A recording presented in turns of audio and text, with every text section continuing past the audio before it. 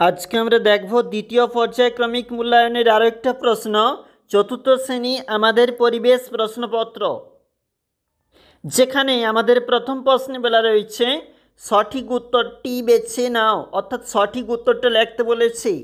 সূর্য ও পৃথিবীর মাঝে থাকা গ্রহ, উত্তর হবে বুধ শুক্র। সৌরজগতের সবচেয়ে বড় গ্রহ বৃহস্পতি। বলয় আছে গ্রহ শনি।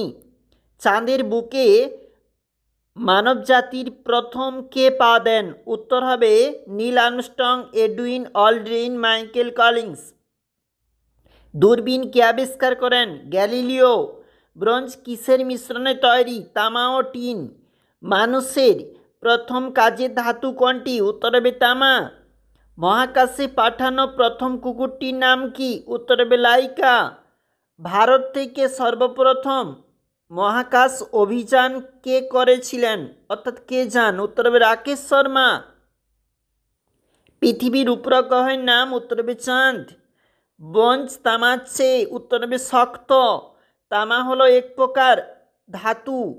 রেললাইন কারখানা আছে চিত্তরঞ্জনে। শনি গ্রহের সন্ধানে গেছে ক্যাসিনি। টুসু পরব হয় পৌষ মাসে। এছাড়াও বাম দিক ডান দিক দেখো কি বলেছে।